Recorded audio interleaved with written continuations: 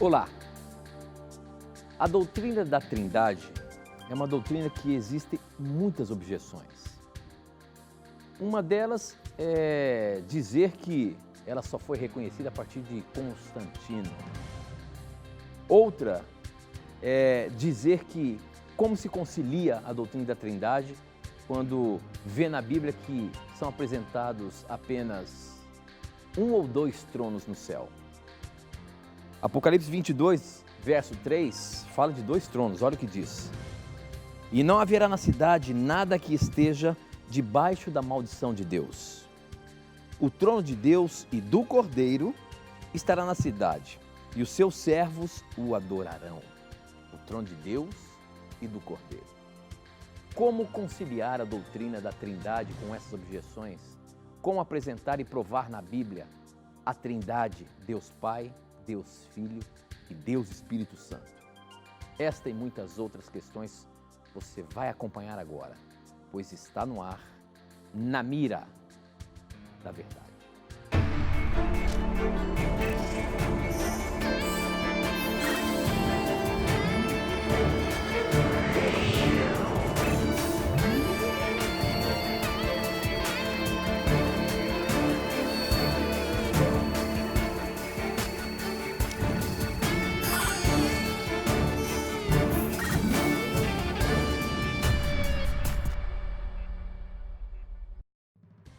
Olá, seja muito bem-vindo. Estamos começando mais um programa Na Mira da Verdade. E você já sabe, né? Nós nos conectamos com o Brasil e o mundo através das ondas do rádio, da internet e da TV Novo Tempo espalhada pelo nosso país. Onde quer que você esteja, obrigado pelo carinho da sua audiência, obrigado por você estar aqui pertinho da gente. E juntos nós vamos aqui fazer esse programa onde o principal objetivo é motivar você e a mim a estudarmos mais a Palavra de Deus, a compreendermos mais as verdades bíblicas. Esse livro que é o nosso manual de sobrevivência, esse livro que nos norteia o caminho a seguir e para aquele grande dia estar preparado para a vinda do nosso Senhor Jesus. Portanto, não importa quem seja você, não importa a qual congregação você comunga, esse programa tem o principal objetivo: estudar a Bíblia, aprender deste livro. E se você, quem sabe, pode ser um ateu, não aceita, não reconhece esse livro como a palavra de Deus, fica com a gente aqui. Fica só como curiosidade, para você ver as questões que chegam aqui, se elas podem convencer você ou não de que realmente esse livro não tem poder nenhum. Agradeço a sua audiência, obrigado pelo carinho de você estar aí. E quem está na mira para responder baseando-se na palavra de Deus é ele, professor Leandro Quadros. E aí, professor, tudo bem? Graças a Deus, tudo bem. Estou contente porque o nosso telespectador e ouvinte está acompanhando Na Mira da Verdade, porque eu sei que o nosso telespectador vai enviar as suas perguntas para que o programa aconteça. Então envie a sua pergunta, a sua dúvida bíblica, e nós queremos aqui, dentro do possível, mostrar para você a resposta bíblica ao seu questionamento. Obrigado pelo carinho da sua audiência, obrigado por sua confiança para com a TV Novo Tempo. Um momento de descontração do programa e a gente tentar ver se a gente consegue pegar o nosso professor, né? Esse é o momento de descontração. Essa é o grande negócio. Você manda uma pergunta boa, será que ele vai conseguir responder na hora? Talvez muitos tenham dúvida se o programa é ao vivo, se as perguntas são preparadas. Não é nada preparado, a não ser a primeira pergunta que fazemos aqui. As outras perguntas é você que vai mandar, é você que vai colocar na mira. O que eu faço aqui é, no momento que ele está respondendo, procurar as perguntas que chegam através do Facebook, através do Instagram, através do nosso blog e também pelo nosso SMS. Por que ainda usamos SMS? Isso está antigo, porque não usa o WhatsApp? A quantidade é tanta de perguntas que a gente ainda permanece adotando o SMS para poder ter mais chance de você mandar a sua pergunta e ela ser pescada. Os números, as formas de você participar, já eu falo como que você faz para mandar sua pergunta para a gente. A primeira pergunta que nós abrimos o programa é sobre a Trindade, essa doutrina da Trindade, será que essa doutrina é uma doutrina relativamente nova? É uma doutrina que surgiu ou que começou a ser divulgada a partir de Constantino, como muitos pregam e acreditam? Será que a doutrina da Trindade não tem conciliação quando a gente lê na Bíblia que a Bíblia fala de um trono, quem sabe no máximo 2 tronos, do Pai e do Cordeiro? Professor Leandro Quadros, como a gente resolver esse dilema? Essa pergunta também chegou pelo nosso Facebook, mandada pelo Evandro. Ele disse assim: sempre criei na doutrina da Trindade, mas como conciliar essa doutrina com a existência apenas de um trono no céu? A gente já viu em Apocalipse que fala de 2 tronos, pelo menos. Como é que a gente concilia isso, professor? Essa doutrina de Deus Pai, Deus Filho e Espírito Santo? O problema de muitos que não creem na Trindade é que eles consideram só os textos que eles querem, né? E eles desconsideram aqueles textos que eles não querem. E, na verdade, um estudo bíblico sério envolve nós considerarmos todos os textos acerca de um assunto e avaliarmos as implicações de nossas conclusões. Nós precisamos ler a Bíblia com critérios, né? Não podemos ler a Bíblia de qualquer jeito. Então nós temos que permitir que os textos, por exemplo, mais claros, expliquem os textos mais obscuros. Essa é uma regra de interpretação básica que devemos seguir. E se nós seguirmos esta regra de interpretação, veremos coerência em toda a palavra de Deus. Realmente a Bíblia menciona o trono de Deus Pai, menciona o trono diretamente também de Deus Filho, e não menciona de forma direta, mas menciona sim de forma indireta o trono do Espírito. E por quê? Nós precisamos entender primeiramente que o Espírito Santo tem uma função diferente no plano de salvação. E outro aspecto, precisamos entender e compreender que mesmo que não existam textos mencionando diretamente o trono do Espírito Santo, há textos que mencionam de forma direta e clara a divindade e a personalidade do Espírito Santo.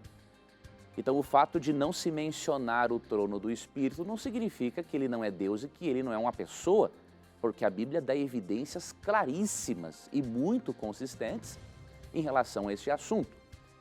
Mas antes de eu apresentar alguns desses textos, vamos avaliar essa questão da função do Espírito Santo. Veja, mesmo que você não veja o Espírito Santo diretamente assentado num trono, aqui em Apocalipse 22, você vê no próprio livro do Apocalipse que o Espírito Santo é mencionado entre as outras 2 pessoas da divindade e de forma indireta ele está sim fazendo parte do governo do universo. Você lê aqui em Apocalipse 1, 4 e 5, claramente no início do Apocalipse, a menção às 3 pessoas da Trindade. O texto diz assim: João, às 7 igrejas que se encontram na Ásia, graça e paz a vós outros, da parte daquele que é, que era e que há de vir. Aqui é Deus o Pai. Da parte dos 7 Espíritos que se acham diante do seu trono. Aqui é o Espírito Santo na sua plenitude. Número 7 simboliza a plenitude, perfeição divina. Então é o Espírito Santo na sua plenitude. E da parte de Jesus Cristo, a fiel testemunha, o primogênito dos mortos e o soberano dos reis da terra. Então é mencionado aqui no texto aquele que é, que era e que há de vir, Deus o Pai, o Espírito Santo em sua plenitude, os 7 Espíritos, ou ele na sua plenitude, e depois Jesus Cristo. Então, no início do Apocalipse, percebemos que a revelação do Apocalipse é uma revelação do Deus triuno. E por que o Espírito não aparece em Apocalipse 22 assentado num trono? Por causa da função dele. A função do Espírito Santo, de acordo com Jesus em João 16, é trabalhar, diríamos, nos bastidores. A função do Espírito Santo é fazer com que Jesus Cristo e Deus Pai apareçam. Esta é a função dele.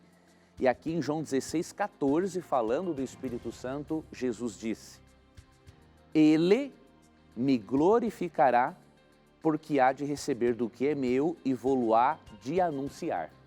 Qual é a função do Espírito aqui nesse texto? É glorificar a Cristo. Então, a função do Espírito é estar nos bastidores e fazer com que Cristo apareça. E o Pai também. E perceba que Cristo não chama o Espírito Santo de isto ou aquilo ou de alguma coisa. Ele usa um pronome pessoal grego aqui, ó. Ele me glorificará, mostrando claramente que é um ser pessoal. E diz aqui que ele há de anunciar aquilo que receberia de informação. Ou seja, o Espírito Santo é chamado de ele e tem a capacidade de glorificar a Cristo e de anunciar coisas sobre Cristo. Então é óbvio, é um ser pessoal. E Atos, capítulo 5, versos 13 e 4, diz que quando Estevão mentiu, e ele mentiu ao Espírito Santo, Pedro disse que mentir ao Espírito Santo equivaleu mentir a Deus.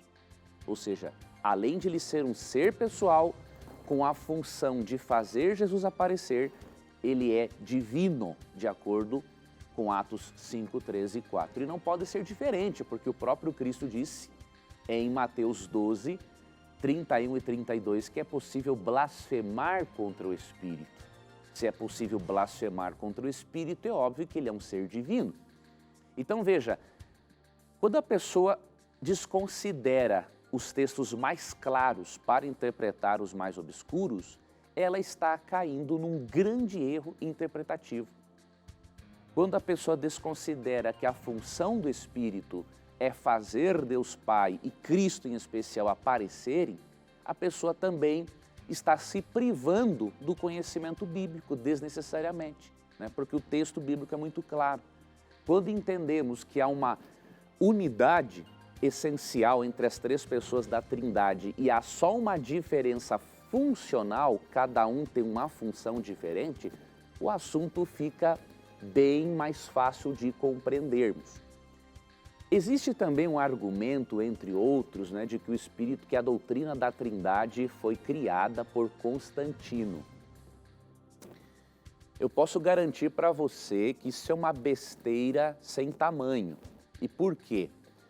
Constantino, né, quando fez parte lá, quando teve o chamado Concílio de Nicéia, o Concílio de Nicéia, que ocorreu por volta ali de 325 depois de Cristo, ele não estava com o propósito de definir a doutrina da Trindade. Veja, as pessoas que afirmam isso não estudaram teologia histórica, né? Na verdade, o objetivo do Concílio de Nicéia foi reforçar a crença na divindade de Cristo. Haviam os seguidores de Ário, os arianos, que acreditavam que Cristo havia sido criado. E aí, o que o concílio fez foi reforçar a doutrina, a crença na divindade de Cristo, crença que já acompanhava a igreja cristã bem antes do concílio de Nicéia. E o assunto do Espírito Santo não foi nem cogitado no concílio de Nicéia. Então perceba, quando dizem que foi no concílio de Nicéia que Constantino definiu a doutrina da Trindade, a pessoa não sabe realmente o que ela está dizendo. Além disso, nós já conseguimos ver em documentos de cristãos primitivos, de pais da igreja, referências à Trindade bem antes de Constantino. Por exemplo, por volta de 212 depois de Cristo, ou seja, mais de 100 anos antes do Concílio de Nicéia em 325, Tertuliano já usou nos seus escritos o termo Trindade. Então, como dizer que a doutrina ou o termo foi criado por Constantino se mais de 100 anos antes Tertuliano já usou esse termo? Então, literalmente, a pessoa que faz uma afirmação dessas, ela não sabe o que ela está dizendo. E para você não se apoiar em fontes precárias, mas você ler coisa séria e se informar com gente que conhece o assunto, eu vou lhe indicar duas fontes, um artigo e um livro.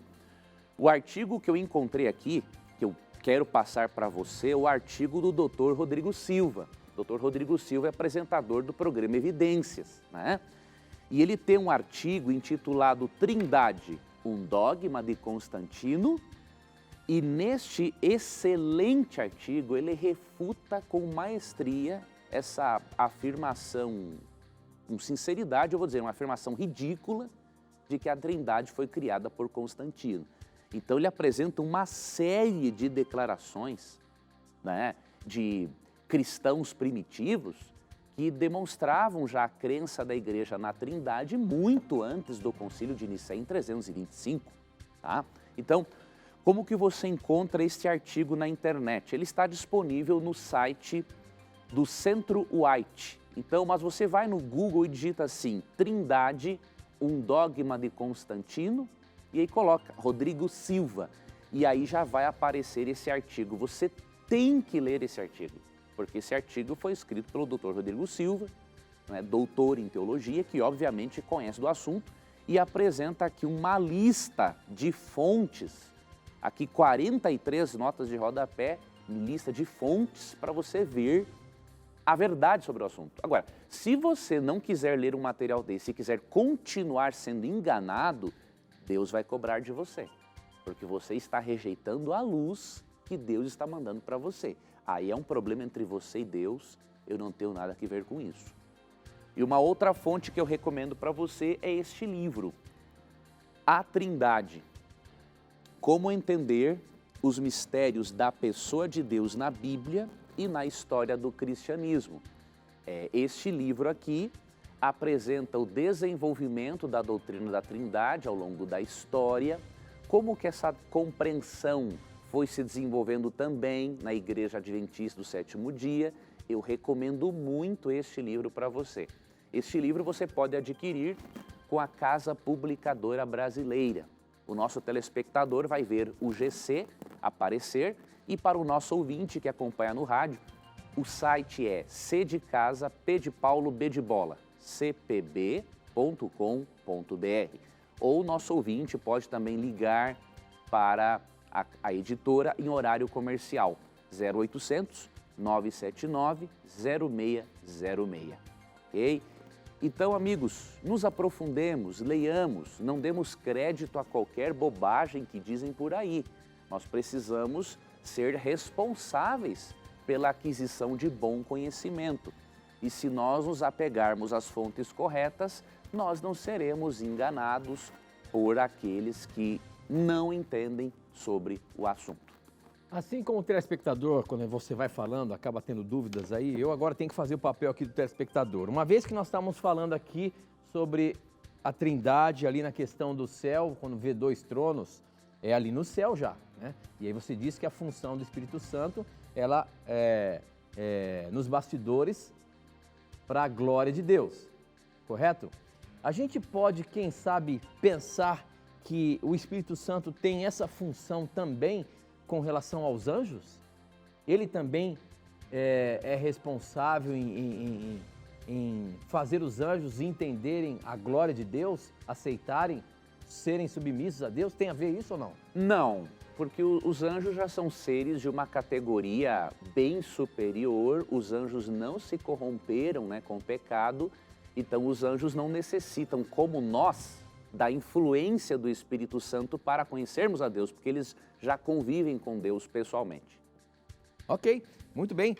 Participe do nosso programa, aí está apenas começando. Para você mandar a sua pergunta, você pode mandar pelo SMS, o número é 12 98151 0101, eu recebo aqui na hora, ou pelas redes sociais, Facebook, namiradaverdade.nt, Instagram, @namiradaverdade, e também no nosso blog novotempo.com/namiradaverdade. Participe, mande a sua dúvida para a gente, vamos colocar na mira, como por exemplo a Joana, que ela é lá do Paraná, e ela pergunta o seguinte, olá, sobre as tábuas da lei, pode-se explicar o que aconteceu com elas e onde se encontram estas tábuas?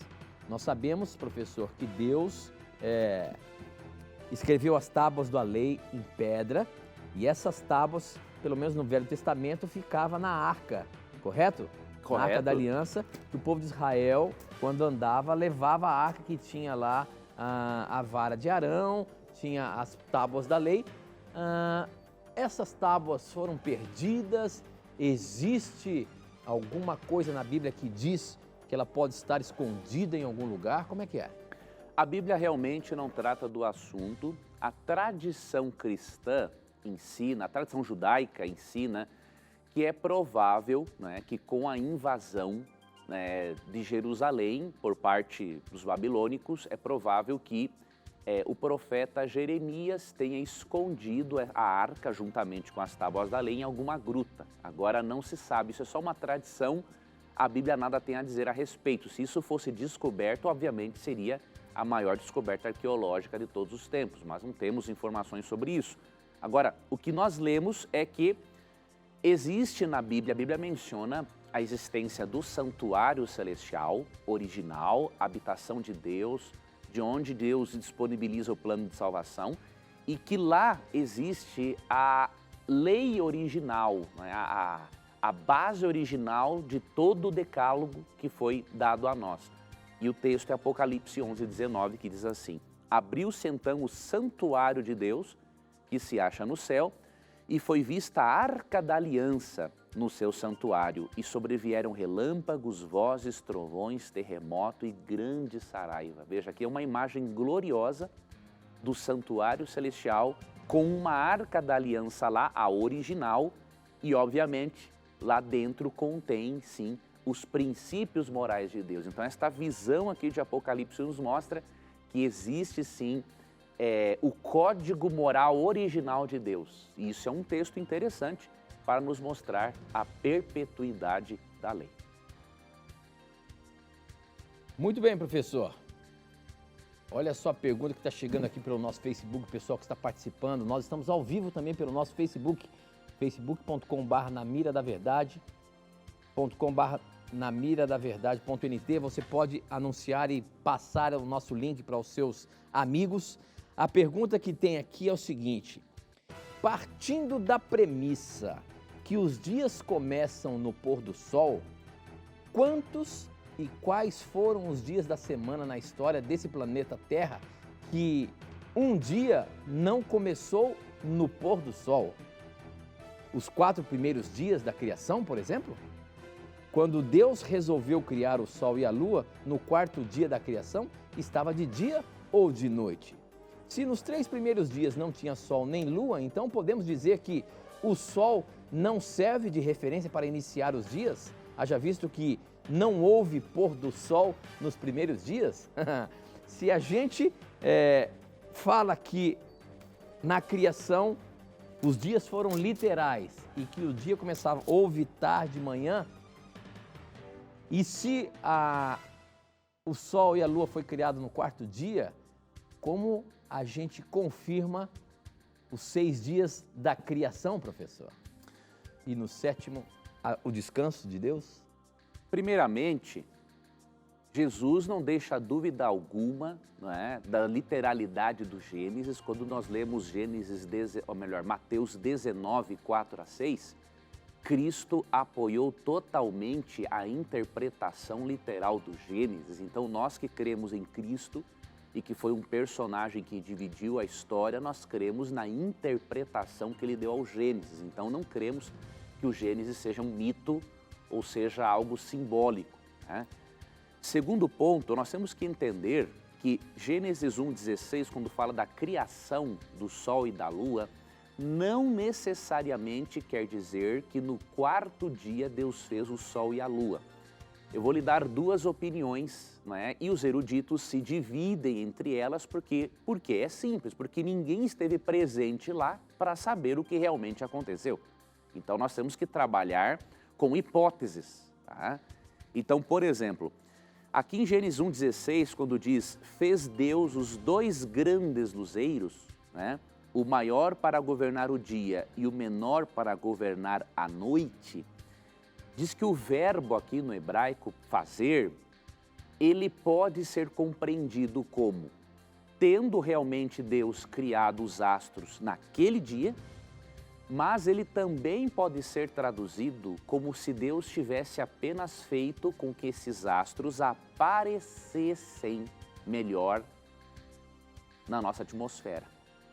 Isso indicaria que o Sol e a Lua existiam antes e que Deus fez com que esses astros aparecessem melhor aqui no planeta Terra. as duas posições são aceitáveis pela tradução do texto. Agora, alguém pode se perguntar assim, mas digamos que Deus tivesse realmente feito no quarto dia, como que poderia existir luz sem o sol? É simples.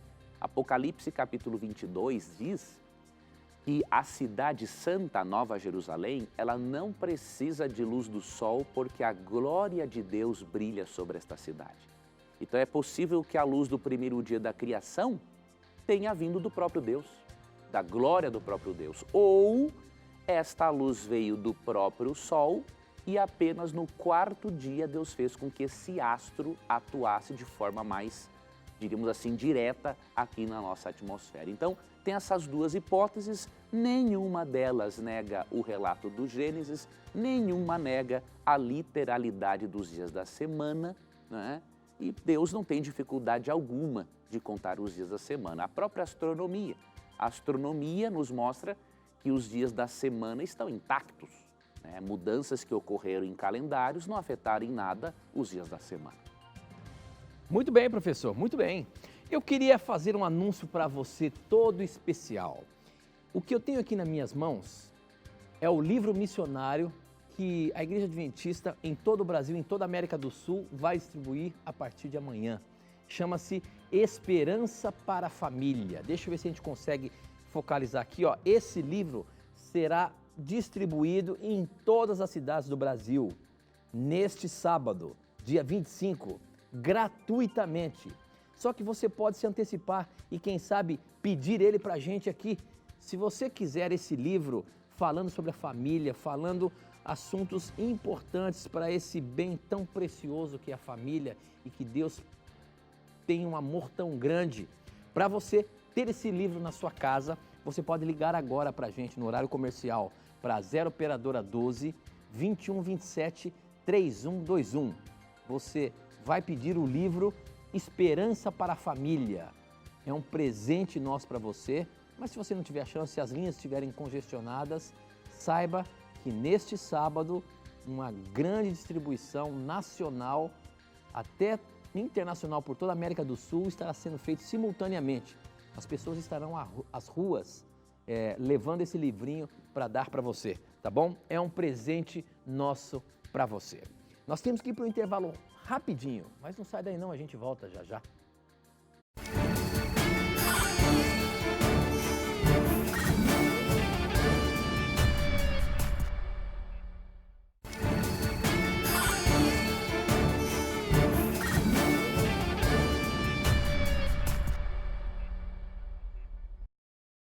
Já estamos de volta ao vivo. Esse é o Na Mira da Verdade, um programa de perguntas e respostas bíblicas. Para você participar, você manda suas dúvidas por vários formatos.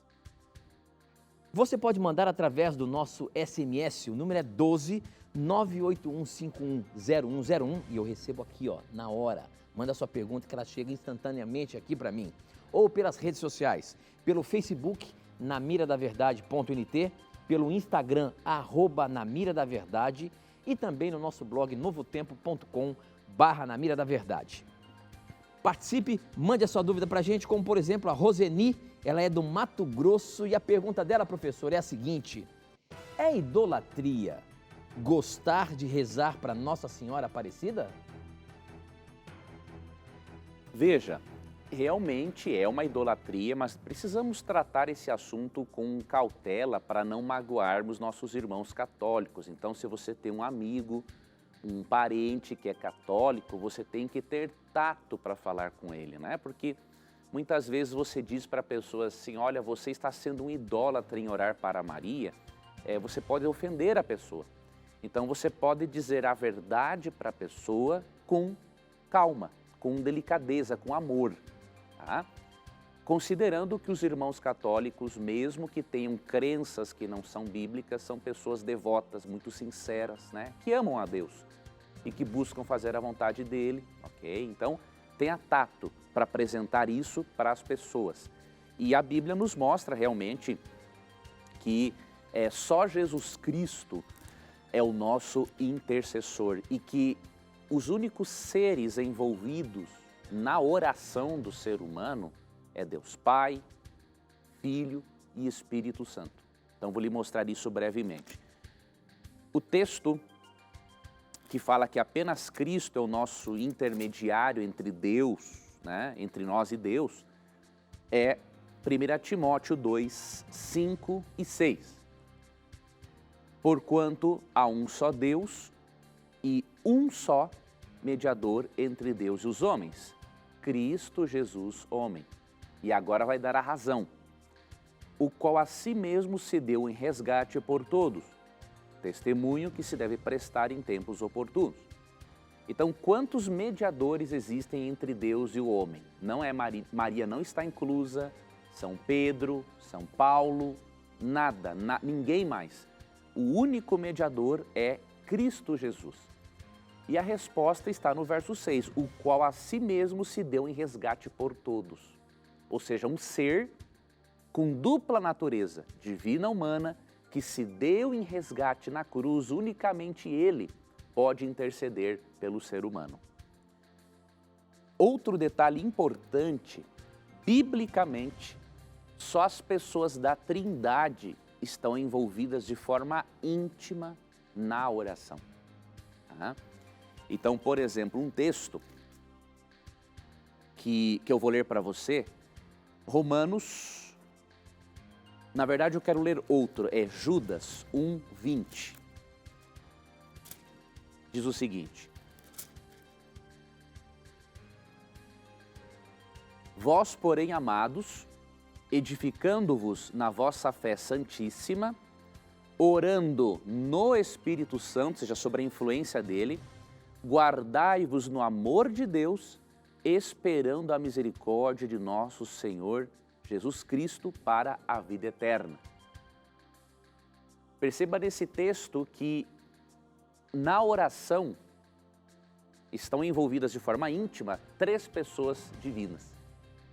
E você vê, por exemplo, em João 14, Jesus ensinando os discípulos a orarem, pedindo ao Pai em nome dele. E já em Romanos capítulo 8, é dito aqui, no versículo 26, que nós não sabemos orar como convém, mas o Espírito intercede por nós sobremaneira com gemidos inexprimíveis. Ou seja, há uma atuação direta das 3 pessoas da Trindade e especialmente do Espírito Santo, nesse texto, em nossas orações. Então a Bíblia realmente não ensina que devemos orar a Maria ou a qualquer outra pessoa ou contar com a intercessão dela.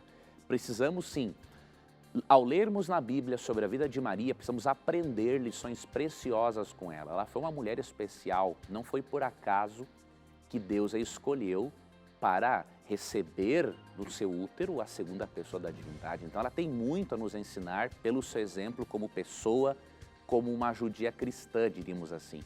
Agora, não podemos dar a Maria um papel que não pertence a ela e que pertence só a Cristo por ele ter dupla natureza. Muito bem, professor. Eu estou acompanhando aqui o nosso Instagram, o pessoal que está participando pelo Instagram. Obrigado pela sua participação. Tem uma pergunta aqui do Matheus que ele diz assim pra gente: por que fogem dessa pergunta? Matheus, eu não sei por que você está dizendo que a gente fugiu. Talvez a gente não pescou ela em outro momento, mas ela foi pescada agora e ela está na mira. A pergunta do Matheus aqui, professor, no Instagram é a seguinte: em Mateus 28 é dito que Maria viu um terremoto e um anjo removeu a pedra que tampava o sepulcro e se sentou nela. Agora, João 20 diz que a pedra já estava removida e foram dois anjos que Maria viu e eles estavam dentro do sepulcro.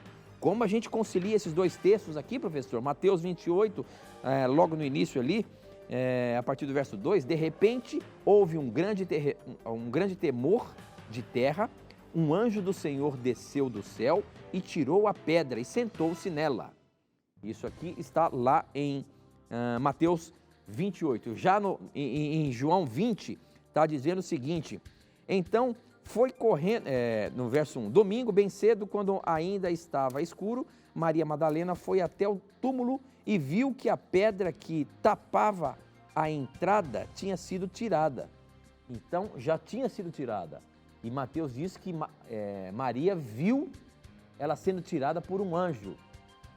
Qual dos textos está correto, professor? Não, na verdade, o nosso telespectador, ó, ele não percebeu um detalhe aqui, ó, em Mateus 28, vamos ler aqui com atenção, ó. E eis que houve um grande terremoto, porque um anjo do Senhor desceu do céu, chegou-se, removeu a pedra e assentou-se sobre ela. O seu aspecto era como um relâmpago e sua veste alva como a neve. E os guardas tremeram, espavoridos, e ficaram como se estivessem mortos. Ou seja, quem viu este anjo aqui foram os guardas, não foi Maria. Tá? Depois, sim, ela viu este anjo. Então, a diferença entre os dois relatos é quanto à quantidade de anjos. Agora, em relação a ver, não. Foram os guardas que viram. Agora, por que que aqui neste relato fala um anjo e lá falam dois? Na verdade, eram dois. O detalhe é que um, que foi esse que desceu do céu de forma mais gloriosa, foi o que chamou a atenção de Mateus. Nós temos que entender uma coisa importante para compreendermos os evangelhos, é que os relatos, eles são complementares. Quando Deus inspira o profeta, Deus não tira a visão de mundo do profeta. Então, o profeta, ele descreve os acontecimentos de acordo com a sua capacidade de percepção, né? Então, vou lhe dar um exemplo muito simples, mas que nos ajuda a entendermos isso. Se você e eu vermos um filme, vamos ver o mesmo filme. Agora, quando formos descrever, nós vamos descrever de forma diferente. Não porque estamos nos contradizendo, é que algumas informações do filme chamaram mais a sua atenção e outros detalhes do filme chamaram mais a minha atenção. Então, as nossas descrições, ao invés de serem contraditórias, elas serão complementares. Então, foi o que aconteceu com os evangelhos, tá? Então, os evangelistas se complementam. Temos 4 relatos da vida de Jesus, exatamente para termos 4 visões de mundo distintas, a fim de termos uma visão mais ampla da vida do Senhor Jesus Cristo. Então, não vejo os evangelhos como contraditórios, mas como complementares. Muito bem, professor, muito bem. Agora, no Facebook, se você tem alguma dúvida, participe, mande a sua dúvida para a gente. Não tenha receio de que ela não vai ser pescada, não. Confie, a qualquer momento ela pode ser pescada e respondida. Essa pergunta quem mandou foi, deixa eu ver quem, o Alan, é isso? O Alan, a pergunta dele está baseada em João 14:12. Ele diz o seguinte, João 14:12 diz que virá outros que farão coisas maiores que Cristo. Por favor, gostaria de saber quem seriam essas pessoas. Bom, aqui o próprio Jesus disse isso, né, professor? Em João 14:12 é um relato de Jesus aqui. Ele está dizendo o seguinte, eu afirmo a vocês que isto é verdade, quem crê em mim fará coisas que eu faço e até maiores do que estas, pois eu vou para o meu Pai. E ele quer saber aqui que coisas são essas, ou que pessoas seriam essas que fariam coisas maiores do que a que Cristo fez quando ele esteve aqui com a gente. Aqui no contexto, Cristo está falando do trabalho ministerial. Então, o que ele quis dizer? Que os seus seguidores que viessem a crer nele fariam mais obras do que Cristo no sentido de quantidade, né? Mas não no sentido de qualidade. Ou seja, ele não está dizendo aqui que nós, assim como Cristo, teríamos a capacidade, né, de ressuscitarmos mortos, por exemplo, como Cristo fez, e muitos outros milagres que Cristo fez. Né?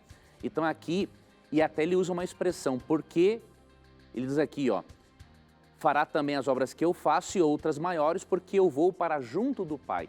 O que aconteceu após a ida dele para junto do Pai? Quando você lê Atos, capítulo 1, né, Jesus diz para eles o seguinte, aqui no versículo 6, ele fala assim, ó, no verso 8, ó, mas recebereis poder ao descer sobre vós o Espírito Santo e sereis minhas testemunhas na Judéia e em outros lugares. Ou seja, aqui nós já conseguimos entender João 14:12. Quando Cristo diz que os seus seguidores fariam obras maiores do que ele, quer dizer que pelo fato de Cristo subir ao céu, né, e enviar o Espírito Santo, eles todos seriam capacitados para pregarem o Evangelho. E, obviamente, que muito mais pessoas capacitadas pelo Espírito Santo pregando o Evangelho, elas fariam coisas maiores do que Cristo, numericamente falando, falando no aspecto do alcance. Obviamente que muitas pessoas, falando de Cristo, sobre a influência do Espírito Santo, levariam a mensagem para muito mais pessoas ao redor do mundo do que se Cristo estivesse pregando sozinho. Então é nesse contexto de Atos 1:8 que você e eu precisamos entender João capítulo 14, verso 12. Muito bem, eu estou lendo aqui um texto de uma pergunta que chegou aqui pelo nosso blog. Quem mandou foi o Tiago Gabriel, ele é de São Paulo. O texto está em Apocalipse 3, versos 12 e 3, mas a pergunta dele é a seguinte: eu gostaria, por favor, que o professor Leandro Quadros explicasse o texto de Apocalipse 3, versos 12 e 13, onde ali dá a entender que Jesus é um Deus menor. Eu particularmente não creio nisso, mas como entender esses versos onde o Senhor Jesus chama Deus de seu Deus repetidas vezes? Muito obrigado, gosto muito desse programa e que tem me ajudado a entender a Bíblia. Obrigado a você que está mandando a sua pergunta para a gente, Tiago. Obrigado pela sua participação. Gostaria de ler aqui, professor, para a gente contextualizar a pergunta. Apocalipse 3, 12 diz o seguinte: a pessoa que conseguir a vitória, eu farei com que ela seja uma coluna no templo do meu Deus. E essa pessoa nunca mais, isso é o próprio Jesus falando, e essa pessoa nunca mais sairá dali. E escreverei nela o nome do meu Deus e o nome da cidade do meu Deus, a Nova Jerusalém, que virá do céu da parte do meu Deus. E também escreverei nela o meu novo nome. Portanto, se vocês têm ouvidos para ouvir, então ouçam o que o Espírito de Deus diz às igrejas. Então, a dúvida dele é se pode ser considerado aqui um Jesus tendo uma importância menor do que o Pai, em virtude dele citar várias vezes: esse é o meu Deus, o seu nome vou colocar nas colunas do templo do meu Deus, enfim. Essa insistência dele falar várias vezes o meu Deus, isso tem a ver alguma coisa com a ideia de que Jesus possa se considerar inferior ao Pai? Vamos ajudar o nosso telespectador. Veja, meu irmão, existe uma diferença, sim, funcional em relação às pessoas da Trindade, mas não uma diferença essencial na essência divina. Vou lhe dar um exemplo. Colossenses 2:9, diz assim: que em Cristo habita corporalmente toda a plenitude da divindade. O texto está dizendo que ele não é maior e nem menor do que o Pai. Agora, na encarnação, Cristo assumiu, sim, uma função de inferioridade em relação ao Pai. E, obviamente, que por causa desta função de inferioridade, além desta função, Cristo precisa nos ensinar como devemos nos relacionarmos com Deus. E um dos papéis de Cristo ao vir a este mundo, além de salvar o ser humano, foi revelar o caráter de Deus, que havia sido distorcido por Satanás ao longo da história. Então Cristo trata a Deus como Pai exatamente para nos ensinar que devemos nos relacionarmos com Deus como tendo uma relação de pai e filho, Então Cristo chama Deus Pai de seu Deus porque Cristo assume uma função de subordinação e porque Ele quer nos ensinar a forma como devemos nos relacionarmos e nos submetermos com Deus. Agora, o fato de Cristo chamar Deus Pai, o Pai de Deus, não diminui a divindade de Cristo. Por quê? Porque o próprio Pai já chamou a Jesus Cristo de Deus.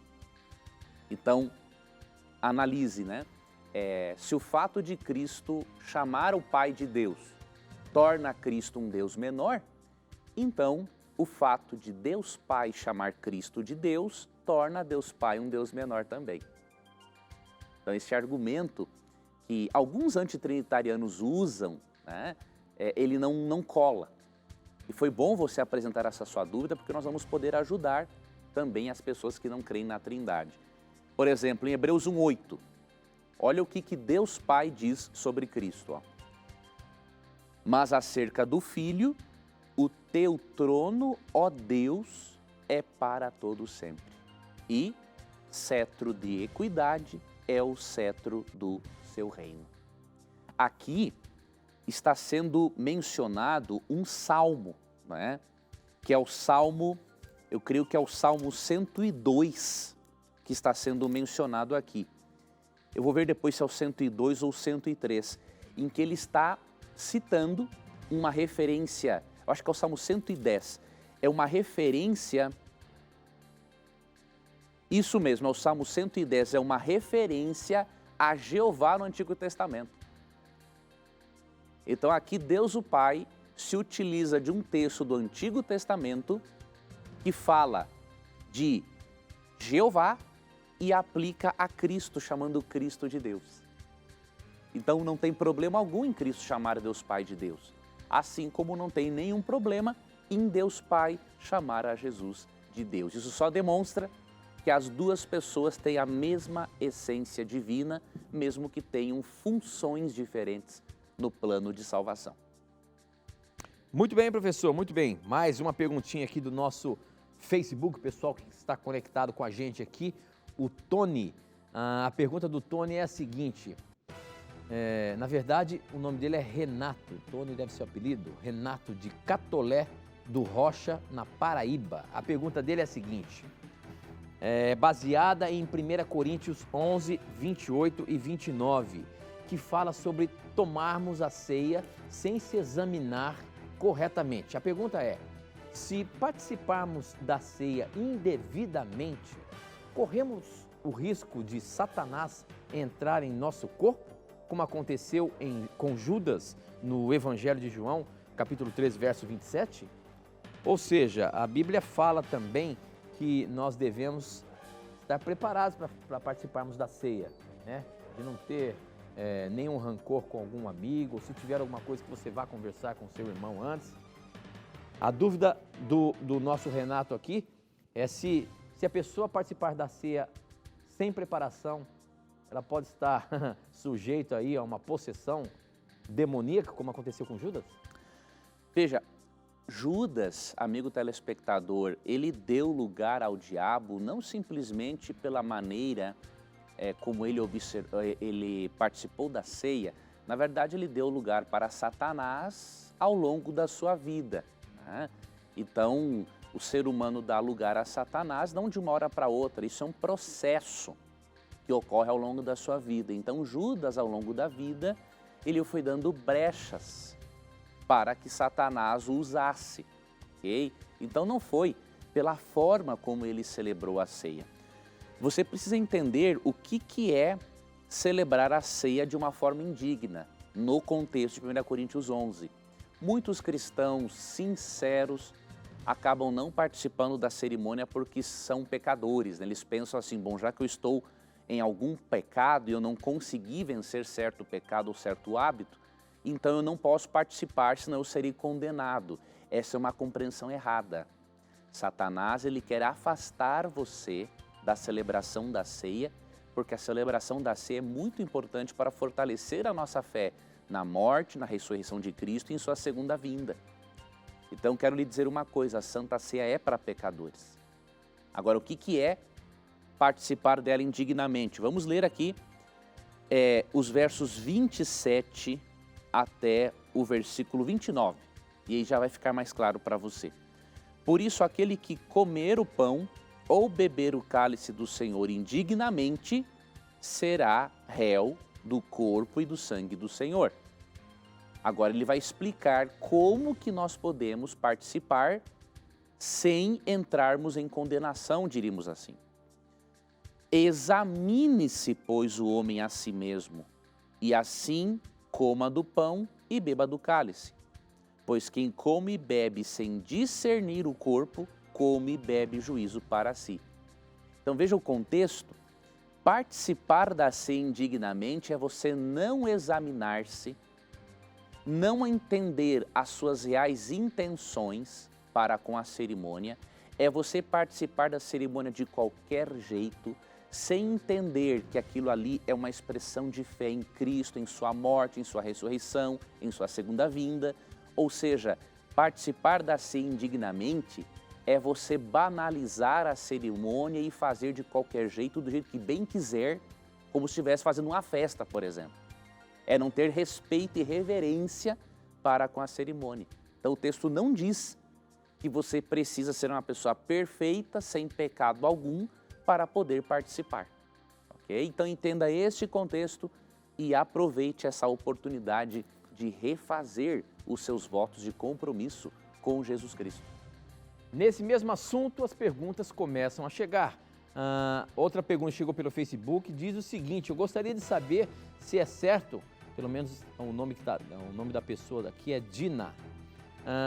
Gostaria de saber se é certo o que algumas igrejas fazem, servir a Santa Ceia para pessoas que ainda não são batizadas, já que a ceia é o símbolo do sangue e corpo de Cristo e que quem tomá-la tem que tomar com consciência.